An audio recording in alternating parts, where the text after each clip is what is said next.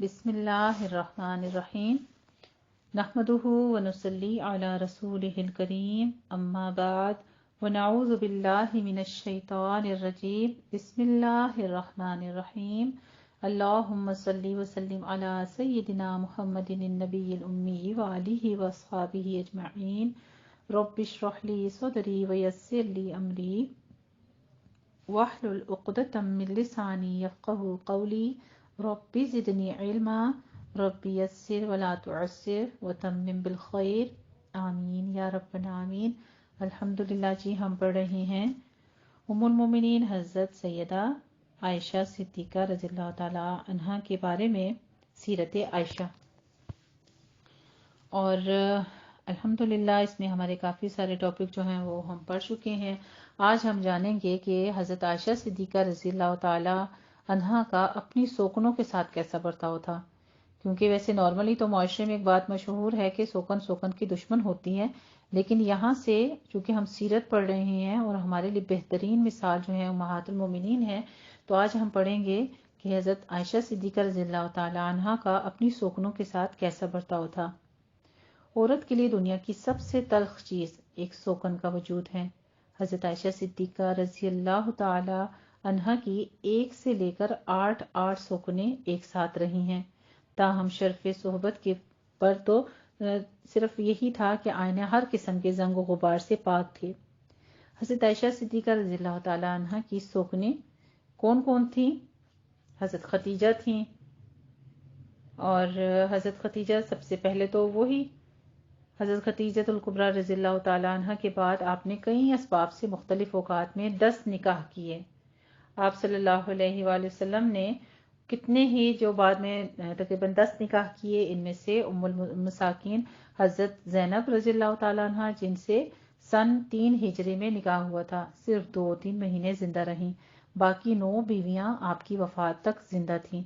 ये बीवियां हस्ब ज़ेल सनीन में शर्फ निकाह से मुमताज़ हुईं। उनसे मालूम होगा कि हज़रत आयशा सिद्दीक़ा रज़ियल्लाहु ताला अन्हा को किस साल तक कितनी सोकनों से साबिक़ा रहा। पहली बीवी जो थी उनका नाम हज़रत सौदा बिनते ज़मा रज़ियल्लाहु ताला अन्हा, और इनसे निकाह जो था 10 हिजरी नबी में हुआ था। दूसरी बीवी थी हज़रत हफ्सा बिनते उमर फारूक रज़ियल्लाहु ताला अन्हा, उनके साथ निकाह 3 हिजरी में हुआ। तीसरी बीवी थी हज़रत उम्मे सलीमा रज़ियल्लाहु ताला अन्हा, इनसे 5 हिजरी में निकाह हुआ। चौथी बीवी थी हज़रत जुवेरिया रज़ियल्लाहु ताला अन्हा, बिने मुस्तलक रईसजादी थी, इनसे 5 हिजरी में निकाह हुआ। हज़रत ज़ैनब 5वीं थी, हज़रत ज़ैनब बिन्त हब्श कुरैशिया रज़ियल्लाहु ताला अन्हा, इनसे भी 5 हिजरी में निकाह हुआ। यानी ये तीनों बीवियां जो थी इनसे 5 हिजरी में निकाह हुआ। और छठी बीवी थी हज़रत उम्मे हबीबा बिनते अबू सुफियान रज़ियल्लाहु ताला अन्हा, इनसे 6 हिजरी में निकाह हुआ। 7वीं बीवी थी हज़रत मैमूना रज़ियल्लाहु ताला अन्हा, इनसे 7 हिजरी में निकाह हुआ। 8वीं बीवी हज़रत सफ़िया रज़ियल्लाहु ताला अन्हा खैबर की रईसजादी थी, इनसे 7 हिजरी में निकाह हुआ। तो 9वीं बीवी हज़रत खतीजा थी। सबसे पहले हम जानते हैं हज़रत खतीजा रज़ियल्लाहु ताला अन्हा के साथ कैसा बर्ताव था। हज़रत खतीजा रज़ियल्लाहु ताला अन्हा हज़रत आयशा रज़ियल्लाहु ताला अन्हा के ज़माने में गो के ज़िंदा न थीं, लेकिन हज़रत सल्लल्लाहु अलैहि वसल्लम के क़ल्ब मुबारक में उनकी याद हमेशा ज़िंदा रही। आप सल्लल्लाहु अलैहि वसल्लम अक्सर हज़रत आयशा सिद्दीक़ा रज़ियल्लाहु ताला अन्हा से उनका जिक्र किया करते थे। वो खुद बयान करती हैं कि जिस कदर खदीजा रज़ियल्लाहु ताला अन्हा पर मुझ कुछ रश्क आता था, किसी दूसरी बीवी पर नहीं आता था। और ये इसलिए कि आप उनको बहुत याद किया करते थे और साल में 1 मरतबा उनकी तरफ से कुर्बानी किया करते थे और उनकी तमाम सहेलियों को तोहफा भेजते थे। लेकिन भाई हमा उनकी फजीलत और शर्फ से हज़रत आयशा सिद्दीक़ा रज़ियल्लाहु ताला अन्हा को इनकार न था। यानी उनकी फजीलत तो अब अल्लाह ताला की तरफ से थी। फरमाती थी कि अल्लाह ताला ने अपने रसूल की मग़फ़िरत, एक बेगम और रंज बहिश्त की बशारत दी थी। हज़रत खतीजा रज़ियल्लाहु ताला अन्हुमा के वो तमाम तर कारनामे जो आगाज़ इस्लाम से मुतालिक हैं, यानी हज़रत सल्लल्लाहु अलैहि वसल्लम को तसल्ली देना, मसाइब में मुस्तकिल रहना, यानी मुस्तकिल मिजाजी से उनके मसाइब को दूर करते रहना और मुश्किलात में आपकी دل دہی کرنا حضرت عائشہ صدیقہ رضی اللہ تعالیٰ عنہ ہی کے ذریعے سے مروی ہے۔ حضرت سودا رضی اللہ تعالیٰ عنہ کے بارے میں فرماتے ہیں کہ ان کے ساتھ کیسا برتاؤ تھا۔ حضرت عائشہ صدیقہ رضی اللہ تعالیٰ عنہ اور حضرت سودا رضی اللہ تعالیٰ عنہما گو کے آگے پیچھے ایک ساتھ نکاح میں آئیں، تاہم چونکہ حضرت عائشہ صدیقہ رضی اللہ تعالیٰ عنہ تقریباً نکاح کے بعد 3.5 برس تک میکے ہی میں رہیں، اس بنا پر اس عرصے میں عملاً حضرت سودا رضی اللہ تعالیٰ عنہ گویا حضرت صلی اللہ علیہ وآلہ وسلم کی تنہا بیوی تھیں۔ سن 1 ہجری میں جب حضرت عائشہ صدیقہ رضی اللہ تعالیٰ عنہ رخصت ہو کر آئیں تو حضرت سودا رضی اللہ تعالیٰ عنہ سوکن موجود تھی۔ ان حالات میں عموماً ایک دوسرے کو اپنے حق میں خلل انداز قصور کر سکتی تھیں، لیکن نتائج اس قیاس تباہ کے بالکل خلاف ہے۔ تمام واقعات باہمی اتحاد و موانست کے موید تھے۔ اکثر خانگی مشوروں میں وہ حضرت عائشہ صدیقہ رضی اللہ تعالیٰ عنہ کی رفیق تھیں، یعنی اس قدر کہ ایک دوسرے کے ساتھ دوستی کا برتاؤ کیا کرتی تھیں۔ اسے صحیح بخاری نے روایت کیا ہے، 2-4 برس کے بعد جب وہ بوڑھی ہو گئیں تو ان کو خیال ہوا کہ حضرت صلی اللہ علیہ وآلہ وسلم ان کو طلاق دے دیں اور شرف صحبت سے محروم ہو جائیں۔ اس بنا پر انہوں نے اپنی باری حضرت عائشہ صدیقہ رضی اللہ تعالیٰ عنہ کو دے دی اور انہوں نے خوشی سے قبول کر لی۔ اسے صحیح بخاری نے کتاب نکاح میں درج کیا ہے۔ حضرت سودا رضی اللہ تعالیٰ عنہ کی وہ بے حد متعارف تھیں، فرماتی تھیں کہ حضرت سودا رضی اللہ تعالیٰ عنہ کے علاوہ کسی عورت کو دیکھ کر مجھے یہ خیال نہیں ہوا کہ اس کے قابل میں میری روح ہوتی، گو ان کے مزاج میں تھوڑی تیزی ضرور تھی۔ اسے صحیح مسلم نے روایت کیا ہے۔ حضرت حفصہ رضی اللہ تعالیٰ عنہ کے ساتھ ان کا برتاؤ۔ حضرت حفصہ رضی اللہ تعالیٰ عنہ سن 3 ہجری میں ازواج میں داخل ہوئیں، اس بنا پر تقریباً 8 برس حضرت عائشہ صدیقہ رضی اللہ تعالیٰ عنہ کے ساتھ رہیں۔ ان دونوں میں ایک صدیق اکبر رضی اللہ تعالیٰ عنہ کی پارا جگر تھیں اور دوسری فاروق اعظم رضی اللہ تعالیٰ عنہ کی قرۃ العین تھی۔ دونوں میں نہایت لطف و محبت تھی۔ تمام امور خانگی میں دونوں کی ایک رائے ہوتی تھی اور برابر کی شریک رہتی تھیں۔ دیگر ازواج کے مقابلے میں دونوں ایک دوسرے کی حامی تھیں۔ اسے بخاری نے روایت کیا ہے اور ترمذی میں بھی اس کا ذکر درج ہے، تاہم عشق و محبت کی شریعت دوسری ہے۔ ایک دفعہ سفر میں دونوں حضرت صلی اللہ علیہ وآلہ وسلم کے ہمر رکاب تھیں۔ رات کو جب قافلہ چلتا، آپ حضرت عائشہ صدیقہ رضی اللہ تعالیٰ عنہ کی محمل میں آ کر تشریف فرما ہوتے۔ حضرت حفصہ رضی اللہ تعالیٰ عنہ نے کہا، آؤ سواری کا اونٹ بدل لیں۔ حضرت عائشہ صدیقہ رضی اللہ تعالیٰ عنہ نے ایثار سے اس کو قبول کر لیا۔ رات کو حضرت صلی اللہ علیہ وآلہ وسلم جب تشریف نہ لائے تو فطرت بشری کے مطابق ان کو سخت تکلیف ہوئی۔ صحیح بخاری نے اس کو روایت کیا ہے۔ حضرت ام سلمہ رضی اللہ تعالیٰ عنہما کے ساتھ ان کا برتاؤ کیسا تھا، اس کے بارے میں فرماتے ہیں کہ عقل و فہم میں حضرت عائشہ صدیقہ رضی اللہ تعالیٰ عنہ کے بعد حضرت ام سلمہ رضی اللہ تعالیٰ عنہ تمام بیویوں میں ممتاز تھیں۔ صلح حدیبیہ میں قربانی کے موقع پر انہوں نے حضرت صلی اللہ علیہ وآلہ وسلم کو جو مشورہ دیا وہ عورتوں کی تاریخ میں یادگار رہے گا۔ اسے صحیح بخاری نے ذکر حدیبیہ میں درج کیا ہے۔ فقہی مسئلوں اور فتووں میں بھی حضرت عائشہ صدیقہ رضی اللہ تعالیٰ عنہ کے بعد انہی کا درجہ قائم ہے اور اسے طبقات ابن سعد میں درج کیا گیا ہے۔ اسی لیے گو کہ وہ عمر رسیدہ تھیں، تاہم حضرت صلی اللہ علیہ وآلہ وسلم ان کی قدر فرماتے تھے۔ ان وجوہ سے وہ حضرت عائشہ صدیقہ رضی اللہ تعالیٰ عنہ کی ہمسر تھیں، تاہم ایک معمولی سے اتفاقیہ کے سوا کوئی واقعہ ان کے باہمی اختلاف کا مذکور نہیں ہے۔ وہ اتفاقیہ واقعہ یہ ہے کہ بعض ازواج نے ان کو سفیر بنا کر حضرت صلی اللہ علیہ وآلہ وسلم کی خدمت میں اس لیے بھیجا کہ وہ حضرت صلی اللہ علیہ وآلہ وسلم سے عرض کریں کہ لوگوں کے تحفے جہاں آپ ہوں وہیں بھیجے جائیں، حضرت عائشہ صدیقہ رضی اللہ تعالیٰ عنہ کی باری میں تخصیص نہ ہو۔ وہ یہ پیغام لے کر حضرت عائشہ صدیقہ رضی اللہ تعالیٰ عنہ کے حجرے میں آئیں اور نہایت متانت سے اپنی درخواست کی۔ حضرت صلی اللہ علیہ وآلہ وسلم نے جواب دیا، وہ خاموش ہو گئیں۔ حضرت عائشہ صدیقہ رضی اللہ تعالیٰ عنہ نے یہ بھی گفتگو سنی لیکن کوئی ناراضگی ظاہر نہیں کی۔ اسے صحیح بخاری اور مسلم نے فضل عائشہ میں روایت کیا ہے۔ حضرت جویریہ رضی اللہ تعالیٰ عنہ کے ساتھ برتاؤ کیسا تھا؟ حضرت جویریہ اور حضرت عائشہ صدیقہ رضی اللہ تعالیٰ عنہما میں بھی کوئی اختلاف مذکور نہیں ہے، البتہ وہ ان کے حسن و جمال کو دیکھ کر پہلے گھبرا اٹھتی تھی۔ ابن سعد نے ترجمہ جویریہ میں اس کو روایت کیا ہے کہ ان کے مقابلے میں ان کا رتبہ کم نہ ہو جائے، لیکن آخر ان کا خیال غلط ثابت ہوا کہ ان کی قدر و منزلت کے اسباب ہی کچھ اور تھے، اس کا تعلق ظاہری حسن سے کچھ بھی نہ تھا۔ حضرت زینب رضی اللہ تعالیٰ عنہما کے ساتھ فرماتے ہیں کہ حضرت زینب بنت حبش رضی اللہ تعالیٰ عنہ حضرت صلی اللہ علیہ وآلہ وسلم کی پھپھی ذات بہن تھیں، خوددار اور مزاج کی تیز تھیں، چنانچہ اسی لیے ان کو پہلے شوہر سے مفارقت کرنی پڑی، یعنی ان کا اختلاف ہو گیا۔ اس کے علاوہ رشتے میں سب بیویوں سے زیادہ آپ سے قریب تھیں، اس بنا پر اپنے آپ کو اوروں سے زیادہ عزت کا مستحق سمجھتی تھیں۔ حضرت عائشہ صدیقہ رضی اللہ تعالیٰ عنہ کہتی ہیں کہ تمام بیویوں میں یہی مقابلہ کیا کرتی تھیں۔ بعض بیویوں نے حضرت ام سلمہ رضی اللہ تعالیٰ عنہ کی خاموشی کے بعد ان کو حضرت صلی اللہ علیہ وآلہ وسلم کی خدمت میں سفیر بنا کر بھیجا۔ انہوں نے بڑی دلیری سے آ کر تقریر کی۔ حضرت عائشہ صدیقہ رضی اللہ تعالیٰ عنہ چپ چاپ ان کی باتیں سنتی اور کنکھیوں سے آپ کی طرف دیکھی جاتی تھیں۔ حضرت زینب رضی اللہ تعالیٰ عنہ جب خاموش ہوئیں تو حضرت صلی اللہ علیہ وآلہ وسلم کی مرضی پا کر یہ کھڑی ہوئیں اور ایسی مسکت اور مدلل گفتگو کی کہ حضرت زینب رضی اللہ تعالیٰ عنہ لاجواب ہو کر رہ گئیں۔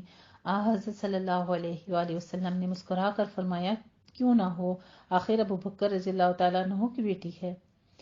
اسے صحیح مسلم نے فضل عائشہ میں روایت کیا ہے۔ رمضان کے آخری عشرے میں حضرت صلی اللہ علیہ وآلہ وسلم جب اعتکاف کرتے، حضرت عائشہ صدیقہ رضی اللہ تعالیٰ عنہ بھی مسجد کے صحن میں خیمہ کھڑا کر کے اتنے دن اعتکاف میں بسر کرتی۔ ہر روز صبح کو بضرورت آپ وہاں آ جایا کرتے تھے۔ صحیح بخاری نے اس کو باب اعتکاف اور نساء میں روایت کیا ہے۔ ایک سال جب یہ موقع آیا اور انہوں نے حسب دستور حضرت صلی اللہ علیہ وآلہ وسلم سے اجازت لے کر خیمہ کھڑا کیا تو حضرت حفصہ رضی اللہ تعالیٰ عنہ نے بھی اجازت چاہی۔ حضرت زینب رضی اللہ تعالیٰ عنہ نے سنا تو انہوں نے اپنا خیمہ برابر میں لگایا۔ صبح اٹھ کر حضرت صلی اللہ علیہ وآلہ وسلم نے دیکھا کہ مسجد کے صحن میں متعدد خیمے کھڑے ہیں۔ دریافت سے معلوم ہوا تو فرمایا، کیا انہوں نے یہ خلوص اور نیک نیتی سے کیا ہے؟ یہ کہہ کر تمام خیمے اکھڑوا دیے اور اس سال اعتکاف کا مہینہ ہی بدل دیا گیا۔ اسے صحیح بخاری نے باب الاعتکاف میں روایت کیا ہے۔ ایک دفعہ شب کو حضرت زینب رضی اللہ تعالیٰ عنہ حضرت عائشہ صدیقہ رضی اللہ تعالیٰ عنہ کے گھر آئیں۔ اس زمانے میں گھروں میں چراغ نہیں جلتے تھے۔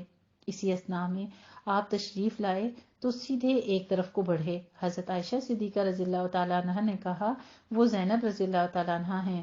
ان کو اس پر غصہ آیا اور کچھ بول گئیں۔ حضرت عائشہ صدیقہ رضی اللہ تعالیٰ عنہ نے بھی برابر کا جواب دیا۔ باہر مسجد نبوی میں حضرت ابو بکر صدیق رضی اللہ تعالیٰ عنہ تھے۔ انہوں نے یہ آوازیں سنی تو حضرت صلی اللہ علیہ وآلہ وسلم سے عرض کیا، آپ باہر تشریف لے آئیں۔ حضرت عائشہ صدیقہ رضی اللہ تعالیٰ عنہ باپ کی ناراضگی دیکھ کر سہم گئیں۔ نماز کے بعد حضرت ابو بکر صدیق رضی اللہ تعالیٰ عنہ بیٹی کے گھر آئے۔ گو ابتدائی قصور ان کا نہ تھا، تاہم بہت کچھ سمجھایا اور تنبیہ بھی کی۔ اسے صحیح بخاری نے روایت کیا ہے۔ ان چند واقعات سے یہ قیاس نہیں کرنا چاہیے کہ ماہم ان کے دل صاف نہ تھے۔ جہاں چند آدمی ایک جگہ رہتے ہیں ان میں کیسی ہی موافقت اور میل ملاپ ہو، ناممکن ہے کہ کبھی کبھی حقیقت میں یا غلط فہمی سے وقتی اور فوری رنجش نہ پیدا ہو، خاص کر جہاں عورتوں کا مجمع ہو اور وہ بھی سوکنوں کا۔ وہاں مختلف واقعات پر کبھی کبھی ناگواری پیدا ہونا عورت کی جنسی فطرت ہے۔ فیض محبت انسان کو اعلیٰ ترین انسان بنا دیتا ہے، لیکن اس کی ناگواری پیدا ہونا جو ہے یہ عورت کے لیے تو فطرت ہے۔ اس کے لیے ایک اور چیز ہے کہ جو آپ صلی اللہ علیہ وآلہ وسلم سے محبت رکھتا ہو اس کی فطرت کو نہیں بھی بدلا جا سکتا کہ وہ اپنی محبت کی غرض میں بھی ایسا کر جاتا ہے۔ پھر بھی عورت کی طبعی خواہش یہ ہے کہ اس کی محبت میں کوئی دوسرا ان کا شریک نہ ہو۔ یہاں یہی چیز مقصود تھی کہ ایک ہی شمع کے سب پروانے تھے، تاہم محبت کا ایک ہی چراغ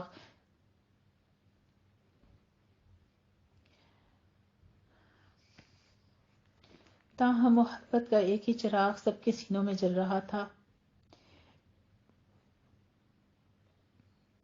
پھر بھی اتفاقی اور فوری جذبات کو چھوڑ کر تمام سوکنوں میں لطف و مدارات کی بہتر سے بہتر مثال قائم تھی۔ یہی حضرت زینب رضی اللہ تعالیٰ عنہ جب حلقے ازواج میں داخل ہوئیں تو حضرت عائشہ صدیقہ رضی اللہ تعالیٰ عنہ نے آپ کو مبارکباد دی۔ اسے صحیح بخاری نے روایت کیا ہے۔ ادھر کا حال سنیے۔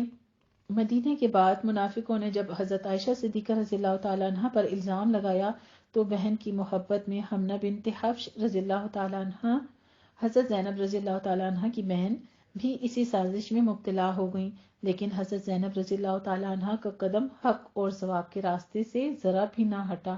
حضرت صلی اللہ علیہ وآلہ وسلم نے جب ان سے حضرت عائشہ صدیقہ رضی اللہ تعالیٰ عنہ کی نسبت دریافت فرمایا تو انہوں نے صاف کہا، ما علمت فیہا الا خیرا، یعنی خوبی کے سوا ان میں سے کچھ ایسا نہیں جو میں نے جانا ہو۔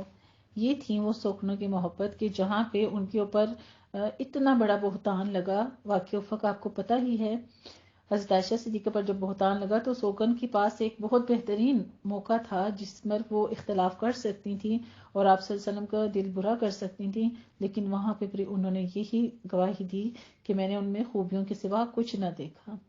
تو اتنا ظرف اور اتنا سب کچھ یہ کس وجہ سے تھا؟ آج ہمارے دنیا کے آدمی ہیں جو کہ بہت سارے عیبوں کا بھی شکار ہوں گے، بہت ساری خوبیوں کا بھی، لیکن ہمیں ان کی محبت میں آ کر اتنا کچھ ہم لوگ سہ بھی جاتے اور چپ بھی کر جاتے۔ تو یہاں پہ نبی کریم صلی اللہ علیہ وسلم کی محبت ہی اس میں کس قدر اندھا پن تھا کہ یعنی کچھ بھی ہو، لیکن سوکن کا رشتہ ہونے کے باوجود بھی باہمی محبت جو تھی وہ آپ صلی اللہ علیہ وسلم کی فیضیابی کی وجہ سے تھی۔ اگر وہ چاہتی تو ایک ہی فکرہ میں اپنے حریف کو شکست دے سکتی تھیں، لیکن شرف صحبت نے ان کمزوریوں سے ان کو بھالا بنا دیا۔ حضرت عائشہ صدیقہ رضی اللہ تعالیٰ عنہ ان کے اس احسان اور خوبی کی یاد ہمیشہ شکر گزاری کے ساتھ رکھتی تھیں۔ اسے صحیح بخاری نے قصہ افق میں بیان کیا ہے۔ ایک دفعہ حضرت زینب رضی اللہ تعالیٰ عنہ نے حضرت صفیہ رضی اللہ تعالیٰ عنہ کو یہودیہ کہہ دیا۔ اس پر حضرت صلی اللہ علیہ وآلہ وسلم ان سے ناراض ہو گئے اور 2 مہینے تک ان سے کلام نہیں کیا۔ آخر وہ حضرت عائشہ صدیقہ رضی اللہ تعالیٰ عنہ کے پاس آئیں اور کہا، تم بیچ میں پڑھ کر میرا قصور معاف کروا دو۔ اب وہی موقع حضرت عائشہ صدیقہ رضی اللہ تعالیٰ عنہ کو بھی حاصل تھا، لیکن انہوں نے خاص اس غرض سے اہتمام کے ساتھ بناؤ سنگھار کیا۔ حضرت صلی اللہ علیہ وآلہ وسلم آئے تو اس سلیقے سے گفتگو کی کہ معاملہ رفت و گزشت ہو گیا، یعنی کہ بھول بھلائیاں ہو گیا، صلح نامہ ہو گیا تھا۔ اسے مسند ابن حنبل نے روایت کیا ہے۔ مرنے کے بعد کسی کی خوبیوں کا اظہار مرنے والے کی اخلاقی زندگی کو حیات جاودانی بخشتا ہے۔ حضرت عائشہ صدیقہ رضی اللہ تعالیٰ عنہ نے اپنے حریف پر یہ آب حیات بھی برسایا۔ بیان کرتی ہیں کہ آپ نے اپنی زندگی میں ایک دفعہ اپنی بیویوں کو خطاب کر کے میں کہہ کر نہیں فرمایا کہ تم میں سے سب سے پہلے مجھ سے وہ آ کر ملے گی جس کا ہاتھ سب سے لمبا ہوگا، یعنی کہ صدقہ کے لحاظ سے آپ نے فرمایا تھا۔ حضرت عائشہ صدیقہ رضی اللہ تعالیٰ عنہ کہتی ہیں کہ اس کے لیے ہم سب لوگ اپنے اپنے ہاتھ ناپا کرتی تھیں، لیکن سب سے پہلے جب حضرت زینب رضی اللہ تعالیٰ عنہ کا انتقال ہوا تو معلوم ہوا کہ ہاتھ کی لمبائی سے آپ کو مقصود فیاضی اور سخاوت تھی۔ وہ اپنے ہاتھ سے کام کیا کرتی تھیں اور اس طریقے سے جو آمدنی ہوتی تھی وہ خیرات کر دیا کرتی تھیں۔ اوپر گزر چکا ہے کہ حضرت زینب رضی اللہ تعالیٰ عنہ اور حضرت عائشہ صدیقہ رضی اللہ تعالیٰ عنہ میں ایک معاملہ کے متعلق ناگوار حد تک گفتگو پہنچ گئی تھی۔ حضرت عائشہ صدیقہ رضی اللہ تعالیٰ عنہ اس واقعے کو دہراتی ہیں، لیکن حسن نیک اور پاک وطنی دیکھو کہ ساتھ ساتھ ان کی تعریف بھی کرتی جاتی ہیں۔ کہتی ہیں کہ اس کے بعد زینب بنت حبش رضی اللہ تعالیٰ عنہ آئیں۔ تمام بیویوں میں حضرت صلی اللہ علیہ وآلہ وسلم کے سامنے قدر و منزلت میں انہی کو میری برابری کا دعویٰ تھا۔ میں نے کوئی عورت زینب رضی اللہ تعالیٰ عنہ سے زیادہ دیندار اور زیادہ پرہیزگار، زیادہ راست گفتار، زیادہ فیاض، زیادہ سخی، زیادہ مسخر، زیادہ مخیر اور اللہ کی تقریب جوئی میں زیادہ سرگرم عمل نہیں دیکھی۔ فقط مزاج میں ذرا تیزی تھی جس پر ان کو بہت جلد ندامت بھی ہو جاتی تھی۔ اسے صحیح مسلم نے باب فضل عائشہ نسائی میں اور باب النساء میں اس کو تحریر کیا ہے۔ حضرت ام حبیبہ رضی اللہ تعالی عنہا کے بارے میں فرماتے ہیں کہ حضرت امام حبیبہ رضی اللہ تعالی عنہا کے ساتھ حضرت عائشہ صدیقہ رضی اللہ تعالی عنہا کا کوئی موافق یا مخالف واقعہ احادیث میں مذکور نہیں ہے۔ اسماء الرجال کی کتابوں میں ہے کہ مرض الموت میں حضرت ام حبیبہ رضی اللہ تعالی عنہا نے حضرت عائشہ صدیقہ رضی اللہ تعالی عنہا کو بلوایا، وہ آئیں تو حضرت ام حبیبہ رضی اللہ تعالی عنہا نے کہا، سوکنوں میں کچھ نہ کچھ کبھی ہو ہی جاتا ہے، اگر کچھ ہوا ہو تو اللہ ہم دونوں کو معاف کرے۔ حضرت عائشہ صدیقہ رضی اللہ تعالی عنہا نے کہا، اللہ تعالیٰ سب معاف کرے اور اس کو تم سے بری کرے۔ حضرت ام حبیبہ رضی اللہ تعالی عنہا نے کہا، تم نے مجھے اس وقت مسرور کیا، اللہ تم کو بھی خوش رکھے۔ اسے ابن سعد نے روایت کیا ہے۔ حضرت میمونہ رضی اللہ تعالی عنہا کے ساتھ فرماتے ہیں کہ ان کی نسبت بھی احادیث میں کچھ مذکور نہیں۔ رجال کی کتابوں میں ہے کہ جب انہوں نے وفات پائی تو حضرت صلی اللہ علیہ وسلم نے ان کے بارے میں فرما دیا کہ حضرت عائشہ صدیقہ رضی اللہ تعالی عنہا فرماتی ہیں، وہ ہم میں سب سے زیادہ پرہیزگار تھیں۔ اسے باب تہذیب میں روایت کیا گیا ہے۔ حضرت صفیہ رضی اللہ تعالی عنہا کے بارے میں فرماتے ہیں کہ صرف 3 برس حضرت صلی اللہ علیہ وآلہ وسلم کی صحبت میں رہیں اور عام امہات المومنین سے وہ بیگانہ بھی نہ تھیں، کیونکہ وہ خیبر کی رہنے والی اور نسلاً یہودیہ تھیں۔ خیبر ہی میں وہ حضرت صلی اللہ علیہ وآلہ وسلم کی زوجیت میں آئیں۔ خیبر کی واپسی میں وہ حضرت صلی اللہ علیہ وآلہ وسلم کے ساتھ محمل میں سوار ہوئیں کہ مدینے کے پاس آ کر محمل کی رسی ٹوٹ گئی اور محمل گر پڑا۔ مدینہ میں خبر ہوئی تو لونڈیاں تک دیکھنے آئیں اور اس واقعے کو حضرت صفیہ رضی اللہ تعالی عنہا کی نحوست سمجھ کر ان کو برا بھلا کہنے لگیں۔ اسے صحیح مسلم نے روایت کیا ہے۔ مدینہ پہنچ کر آپ نے ان کو ایک انصاریہ کے گھر اتارا۔ مختلف اسباب سے ان کی آمد اہم ہو گئی تھی، اکثر عورتیں ان کو دیکھنے کو گئیں۔ حضرت عائشہ صدیقہ رضی اللہ تعالی عنہا بھی چھپ کر نقاب پوش بھیڑ یعنی رش میں کھڑی ہو گئیں۔ وہیں ہما وہ چھپ نہ سکی، یعنی اس رش میں بھی وہ چھپ نہ سکی۔ حضرت صلی اللہ علیہ وآلہ وسلم نے ان کو پہچان لیا، وہ شرما کر واپس چلی تو آپ صلی اللہ علیہ وآلہ وسلم بھی ان کے ساتھ اٹھے، قریب پہنچ کر پوچھا، عائشہ کہو تم نے کیسا پایا؟ بولی کہ ہاں یہودیہ ہے۔ آپ صلی اللہ علیہ وآلہ وسلم نے فرمایا، یہ نہ کہو وہ مسلمان ہو گئی ہے۔ اسے ابن سعد نے ترجمہ صفیہ میں تحریر کیا ہے۔ حضرت صفیہ رضی اللہ تعالی عنہا کو کھانا پکانے میں خاص سلیقہ تھا۔ خود حضرت عائشہ صدیقہ رضی اللہ تعالی عنہا کہتی ہیں کہ میں نے ان سے بہتر کھانا پکانے والا کسی کو نہیں دیکھا۔ ایک دن دونوں نے آپ صلی اللہ علیہ وآلہ وسلم کے لیے کھانا پکایا۔ حضرت صفیہ رضی اللہ تعالی عنہا کا کھانا جلد تیار ہو گیا۔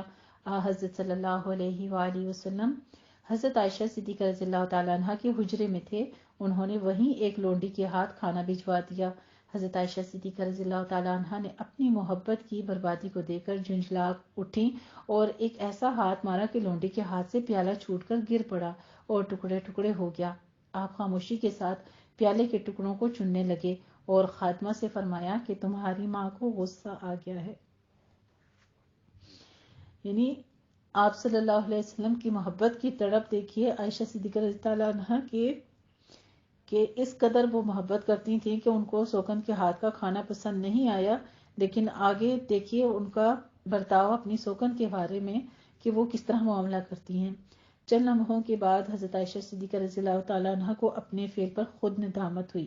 حضرت رسول اللہ صلی اللہ علیہ وسلم سے عرض کی، یا رسول اللہ اس جرم کا کیا کفارہ ہو سکتا ہے؟ آپ صلی اللہ علیہ وآلہ وسلم نے فرمایا، ایسا ہی پیالہ اور ایسا ہی کھانا۔ چنانچہ نیا پیالہ ان کو واپس کیا گیا۔ یہ واقعہ باختلاف الفاظ حدیث کی تمام کتابوں میں مذکور ہے اور اس سے فقہ ایک بڑا اصول مستنبط کیا گیا ہے کہ تاوان کس طرح ادا ہونا چاہیے۔